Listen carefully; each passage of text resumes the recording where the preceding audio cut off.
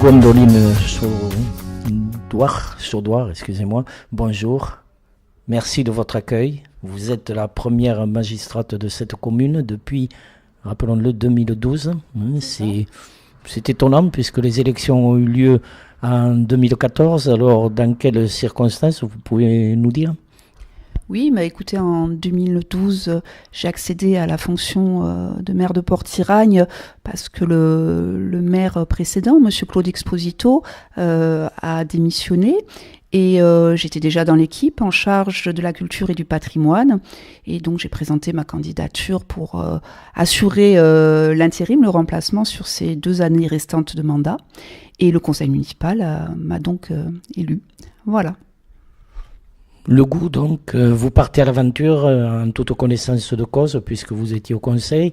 Vous le faites parce que vous aimez votre village, je suppose, votre commune, et vous voulez lui rendre ce qu'elle vous donne, finalement, en acceptant le poste. Oui, c'est absolument ça.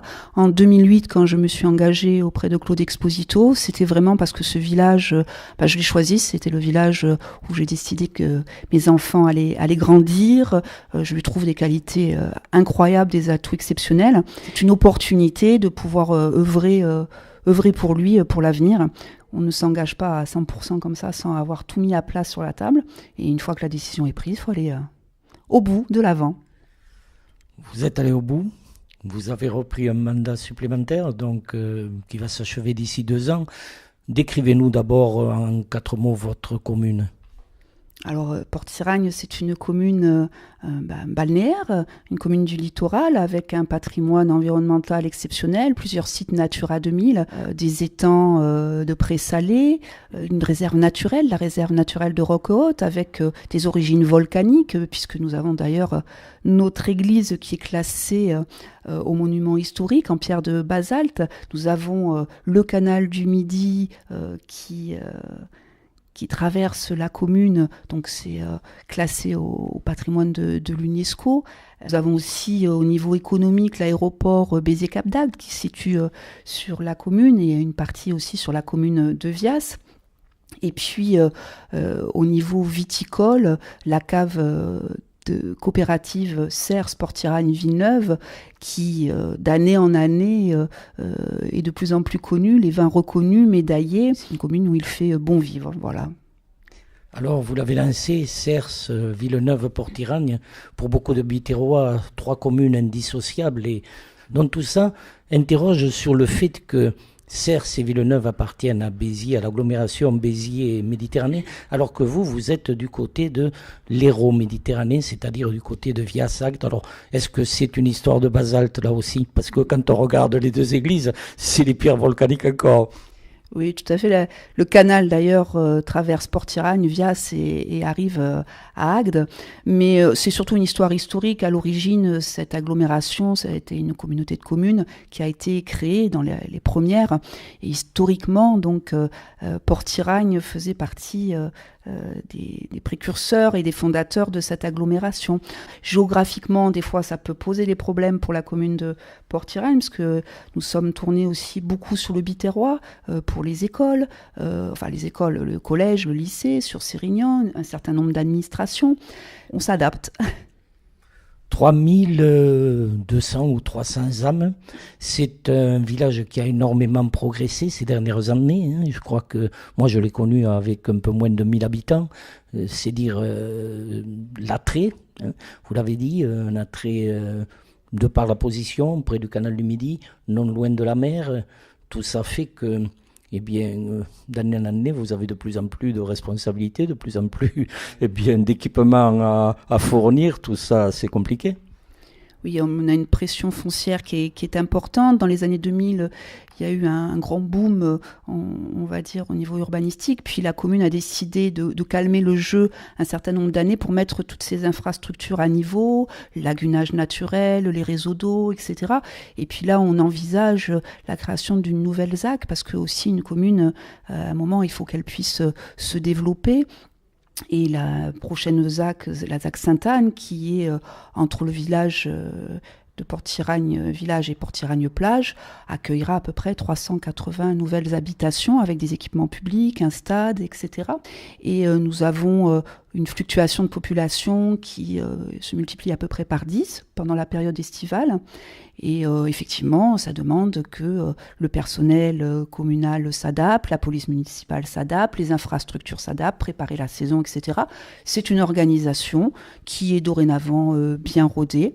Et voilà, on a aussi beaucoup de saisonniers qui viennent compléter les troupes pendant l'été. Voilà.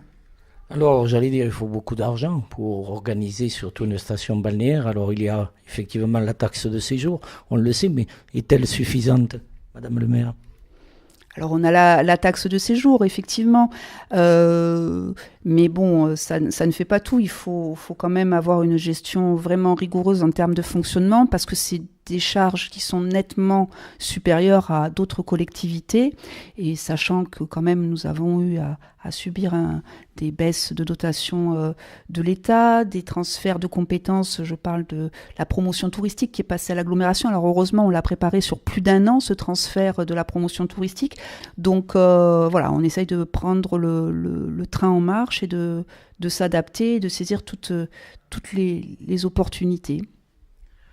Récemment, je crois, l'agglomération, on passe à l'agglomération, mais on reviendra, ne vous inquiétez pas, sur la commune, d'Hérault Méditerranée a fusionné avec d'autres agglomérations pour soutenir ce projet de l'aéroport Béziers-Cap d'Agde, afin de pouvoir, vous le savez mieux que moi, le fait des stations balnéaires comme Agde, Vias, Port-Tiragne, et ensuite, bien sûr, en direction de Béziers jusqu'à Narbonne, autorise à avoir un aéroport de qualité. Et là, je crois qu'il faut mettre le paquet, puisqu'à un moment donné, il était même question d'aller sur Montpellier, à Fréjorgue. Alors vous parlez à une convaincue. Effectivement, l'aéroport Béziers-Cap d'Agde génère plus de 250 000 passagers par an, c'est plus de 50 millions de retombées économiques, c'est un aéroport qui a une constante progression, il touche une grande partie de notre territoire, le département et la région sont derrière nous aussi, et la CCI a lancé une grande étude d'optimisation du foncier pour pouvoir proposer des implantations économiques à des sociétés autour de l'aéronautique, puisque maintenant que nous avons une nouvelle grande région, nous faisons partie de ce grand tout et essayons de profiter des atouts indéniables. Nous sommes à la jonction de deux autoroutes, la 9, la 75. Nous avons, comme nous l'avons dit tout à l'heure, un patrimoine exceptionnel pour venir s'installer. Il faut saisir les opportunités quand elles sont là. Il y a actuellement, bien entendu, un combat que mènent nos politiques locaux en direction de la LGV. Oui, la LGV, effectivement, c'est important de terminer ce maillon. On peut pas. On voit bien quand on arrive à 7, ça commence à patiner et on a fait le trajet jusqu'à Montpellier d'une traite et puis pour arriver jusqu'à Béziers, c'est très compliqué. Donc je pense que il faut donner toutes ces chances à ce département et puis ce territoire qui mérite vraiment un maximum. Gérer une commune, bien sûr, c'est avoir de la bonne volonté, c'est avoir du courage. Une petite commune, il faut beaucoup d'investissement. J'allais dire presque qu'on est 24 heures sur 24 maire d'une commune. On peut nous appeler à 3 heures du matin parce que la sirène sonne et qu'il y a un accident, qu'il y a un problème. Donc tout ça, c'est des difficultés. Et à cela s'ajoute ce que vous venez de dire, incessamment, c'est la diminution des dotations globales de l'État. C'est bien cette taxe d'habitation qui est en passe d'être supprimée, qui va l'être d'ailleurs d'ici 2-3 ans complètement, et vous, vous lorgnez vers votre budget en vous disant comment on va boucher les trous. Oui, c'est une difficulté, effectivement, surtout qu'on n'a pas les tenants et les aboutissants par rapport à la taxe d'habitation. On ne sait pas comment sera reversé aux communes son montant. Nous, on a des projets d'extension, donc on espère qu'ils seront tenus, qui rentreront dans le calcul, que ça soit pas comme une clé de répartition au moment des transferts de compétences avec les agglomérations qui fige au jour J, parce qu'à ce moment-là, on serait vraiment pénalisé. Et nous, c'est la démographie et l'attractivité de notre territoire qui va nous permettre de pouvoir avoir un développement raisonné et de pouvoir conserver toutes nos infrastructures, parce qu'on y tient beaucoup au service à la population. Je souhaiterais pouvoir garder la qualité des services qui sont offerts aux ports-tiraniers. Tous derrière et elle devant, c'est une chanson que l'on pourrait dire ou appliquer sur une commune. Vous tenez, vous particulièrement, Gwendoline, à faire de cette mission un travail d'équipe. Ce n'est pas uniquement Madame le maire, c'est 23 conseillers derrière, et ça, c'est une nécessité pour s'appuyer bien sûr sur un combat, c'est un combat finalement, gérer une commune de tous les jours. Alors je dirais pas c'est un combat, parce qu'on va pas à la guerre quand même si des fois c'est compliqué et on traverse des embûches, etc. Mais en général, toutes ces embûches, ça soude. Peut y avoir des différences d'opinion, mais en général on s'enrichit de l'avis de l'autre, etc. C'est pour ça que j'ai tendance à déléguer relativement facilement, et on a des liens de confiance, on a des liens de loyauté, et puis surtout, on a la même volonté commune de faire au mieux pour notre village.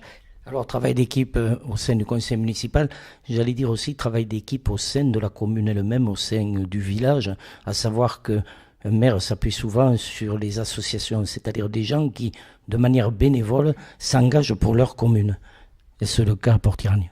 Alors c'est le cas à Port-Tirani, nous avons un tissu associatif très important, très, très motivé, mais comme je le disais récemment lors de mes vœux, j'ai fait un appel à la population, parce que souvent, malheureusement, le bénévolat, c'est les mêmes personnes qu'on retrouve à chaque occasion, et qui, au bout d'un moment, ça pèse lourd sur leurs épaules, et on a besoin des jeunes générations, on a besoin que les gens s'impliquent davantage. Nous, on a des associations très très dynamiques, on a des traditions locales qui sont avérées, avec la course camarguaise, on a un animal totémique, l'oubiou, on fait la feria, on fait les fêtes locales, on a un comité des fêtes, les associations de parents d'élèves, le foyer rural, la belote, la pétanque, un nombre incalculable d'associations qui font vivre notre commune et qui s'impliquent à chaque fois qu'il y a des manifestations d'organiser, comme le carnaval, le Noël des enfants du village.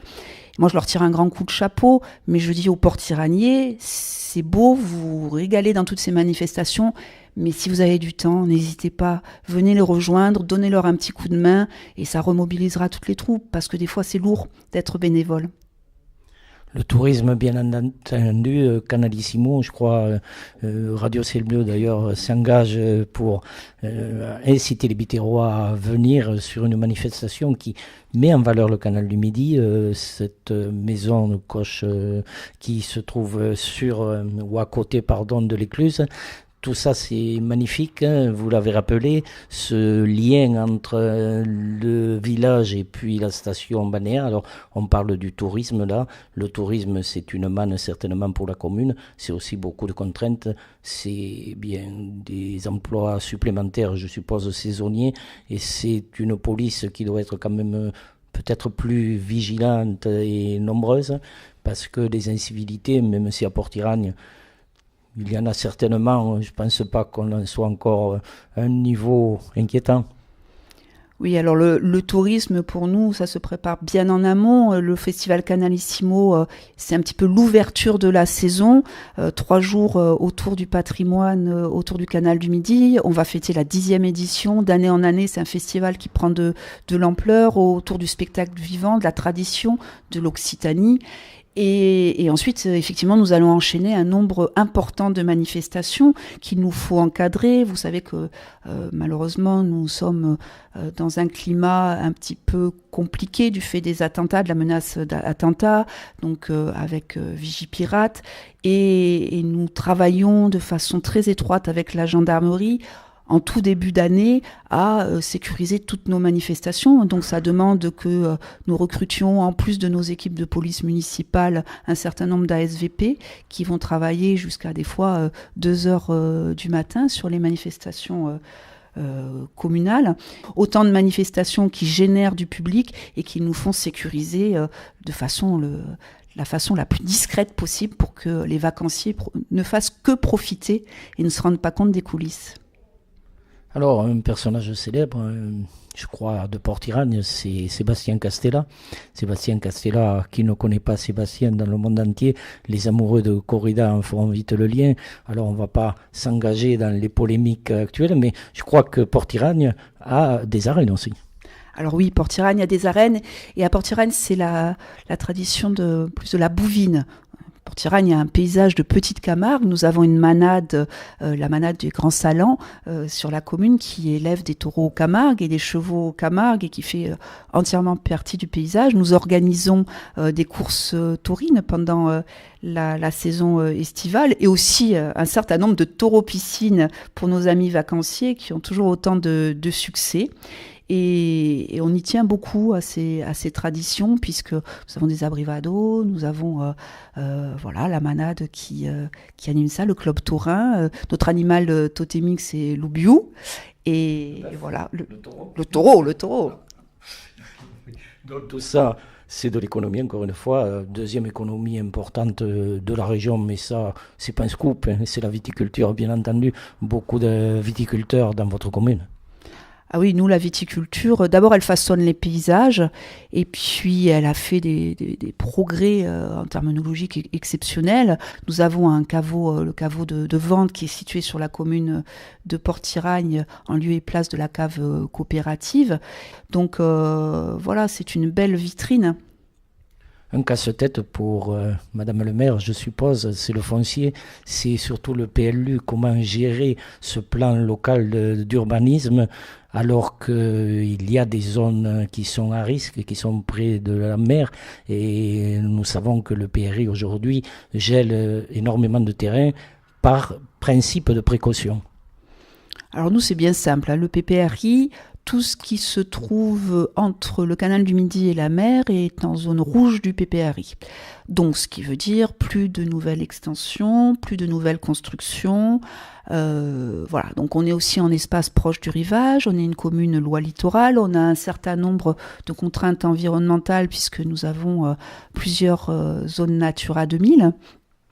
Et puis nous avons aussi le classement des abords du canal du Midi qui font que c'est une commune qui, en termes urbanistiques, est très très contrainte. Ça demande à faire dans un cadre compliqué et sur lequel nous travaillons dans le plus pour avoir un développement raisonné qui soit respectueux de l'ensemble de ces règles. Mais ça pose quand même un certain nombre de soucis, c'est sûr. Nous l'avons dit il y a très peu de temps, une extension de cette commune, ça implique bien sûr d'autres charges, d'autres difficultés. Tout ça, c'est important, ça demande des efforts, ça demande de l'argent. Il faut se débrouiller. Alors, effectivement, nous avons travaillé un certain nombre de temps à la création d'une zone d'aménagement concerté, une ZAC, puisque je pense qu'un projet urbain doit être maîtrisé par la commune pour éviter que les lotissements se construisent les uns après les autres sans réelle réflexion d'ensemble sur les besoins de la commune. Donc cette ZAC nous permettra d'accueillir près de 380 logements, une mixité sociale, du logement social, puisque Port-Iragne n'a que 7% de logements sociaux, donc c'est quand même un besoin évident. Et puis on a de plus en plus de population qui, 70% quasiment de la population pourrait prétendre à un logement social. Donc il nous faut pouvoir offrir ce parcours résidentiel et puis aussi des infrastructures type équipement public, un nouveau stade, une nouvelle mairie, puisque celle-ci n'est plus en accessibilité. Nous avons des obligations au regard de la loi. Donc le chantier de la nouvelle mairie vient de débuter, il devrait s'achever avant la fin de l'année, pour offrir à cette nouvelle population et à la population actuelle les services auxquels elle a droit. Voilà. Des nouveaux ménages, c'est aussi des écoles, c'est élargir une école. Alors pour l'instant, il n'y a pas trop de soucis, elle est relativement neuve. Alors l'école date quand même de 1950, des années 50, mais effectivement, au fur et à mesure des années, nous avons conforté notre patrimoine communal et il nous reste encore quelques possibilités d'extension. De plus en plus d'enfants mangent dans nos cantines. Alors on est peut-être un peu victime de notre succès puisque nous avons une cantine, comme je le disais tout à l'heure, qui est en régie communale. Donc nous avons un chef qui fait avec son équipe, qui travaille les produits locaux, qui travaille le bio, donc voilà. Donc. C'est du travail, c'est en permanence des réflexions, c'est des fois du stress, bien entendu, selon les situations, mais vous surmontez apparemment avec beaucoup de courage. Quelles sont pour vous les qualités nécessaires pour être un maire, je dirais, acceptable? La passion, l'engagement, et la fidélité à ce qu'on avait promis, parce que les promesses, il faut les tenir. Alors, si d'aventure on n'est pas en mesure de le faire et qu'il y a des raisons concrètes, il faut le dire, donc la transparence. Voilà, et puis je rajouterais peut-être quelque chose qui est plus du côté de l'humain, c'est l'empathie, se mettre à la place de chacun pour avoir cerner au mieux les situations humaines, parce que voilà, l'humaine reste au cœur de la vie. Et puis, il ne faut pas avoir peur d'aller au contact, parce que on le sait, les gens, il y a un problème, il y a quelque chose qui ne va pas, on est fâché avec le voisin, qui va-t-on voir, c'est Madame le maire, et parfois on aura un service, 2 services, 3 services, on ne peut pas rendre le 4e, et c'est le 4e dont on se souvient, donc est-ce qu'il ne faut pas être un peu maso parfois? Le souci, c'est que les gens deviennent de plus en plus procéduriers, et qu'un certain nombre d'administrés ont tendance à faire de leurs problèmes, qui des fois dépend complètement de la sphère privée, le problème de la collectivité, et c'est difficile d'expliquer que chaque chose a sa place, mais il est évident que je ne peux pas trouver un logement pour chacun, que je ne peux pas trouver un travail pour chacun, et que c'est frustrant. En fait, je dirais que souvent on est frustré de ne pas pouvoir apporter plus, mais ça donne encore plus de motivation pour donner encore plus. Voilà. On n'a pas parlé d'un sujet qui est, j'allais dire, à la mode, mais qui, à mon sens, est d'une nécessité. C'est bien la place de la femme dans notre société française. Bon, si on la compare à d'autres, on pourrait avoir un petit élan de satisfaction. Par contre, il y a des difficultés inhérentes, on le sait, les salaires, etc. Cette parité, est-ce qu'elle vous semble facile à obtenir de par l'engagement des femmes, par exemple dans le milieu de la mairie, de la commune, ou au contraire difficile? Il peut y avoir 2 difficultés. C'est vrai que se dire qu'il faut absolument la parité, des fois ça peut être compliqué à obtenir. Pour autant, je trouve que c'est pas plus mal quand même d'avoir un moment imposé les choses, parce que dans certains cas, c'est quand même très difficile aux femmes de pouvoir rentrer dans la sphère politique, etc. Pour autant, la compétence doit rester la première des qualités pour pouvoir accéder à certaines fonctions. Et là, moi, j'ai de la chance à Port-Iragne. Nos élus féminines sont très, très impliquées, très engagées. Et elles ont tendance à se donner à 200%. Donc voilà, c'est une bonne chose. Marie Rouanet me disait il n'y a pas longtemps, moi je suis contre cette obligation qui est faite parce que j'estime que les femmes sont capables, de par leurs aptitudes, de par leurs qualités elles-mêmes, de s'imposer à ce niveau-là. Et vous le précisez aussi, et ça m'a été précisé, il faut quand même donner un coup de pouce. On est bien d'accord? Je pense qu'il fallait quand même donner un petit coup de pouce. Le milieu politique est quand même... voilà, c'est... Un petit peu, mais il faut savoir, il faut savoir s'imposer. C'est vrai qu'on a un petit peu tendance à se dire, il faut prouver 2 fois plus, donc faire encore plus pour montrer que on a quand même les compétences, qu'on se laisse pas marcher sur les pieds, qu'on sait s'imposer. Faut y aller, faut pas avoir peur. une autre formule qui est appliquée aujourd'hui, peut-être d'une manière, j'allais dire, excessive, c'est le bien vivre ensemble. Et pourtant, ça veut dire beaucoup de choses. Oh, le bien vivre ensemble. Oui, effectivement, on l'utilise beaucoup parce qu'elle dit tout, cette formule, bien vivre ensemble. Le souci, c'est de le faire vivre, ce bien vivre ensemble, de trouver les éléments pour que les gens se parlent, qu'ils arrêtent de monter des murs de 2 mètres, qu'ils sortent de chez eux, qu'ils rencontrent leurs voisins, qu'ils n'en aient pas peur, qu'ils ne soient pas dans la défiance. Et ça, c'est un combat du quotidien. Mais c'est dans la société actuelle et dans nos petits villages, c'est la même chose. Donc, essayer de créer les conditions pour que les gens puissent se rencontrer. Voilà. Parce que quand on apprend à connaître l'autre, les peurs tombent et puis les choses se font naturellement.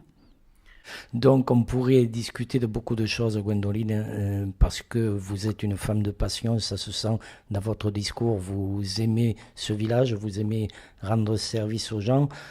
6 ans déjà de mandature, quel bilan vous tirez personnel, à titre personnel, beaucoup de contraintes, des difficultés? Beaucoup d'enrichissement.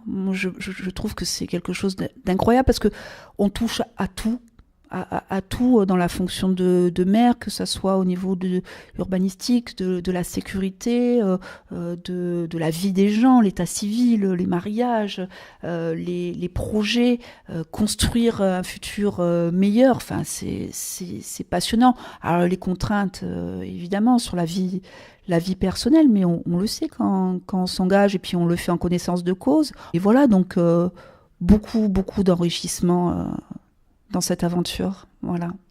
Plus certainement dans un village que dans une ville, on est près des habitants, on les côtoie tous les jours, on vit vraiment ensemble. Ah mais moi j'aime les gens, c'est le fait d'avoir rencontré les porte-iraniers et d'échanger avec eux qui a fait qu'un jour je me suis engagée en me disant qu'est-ce que je pourrais faire pour mon village, et puis les choses se sont enclenchées après naturellement. Un seul mot pour résumer ce que vous ressentez, un seul? Un seul mot? Non, j'en aurais plein, ça serait compliqué.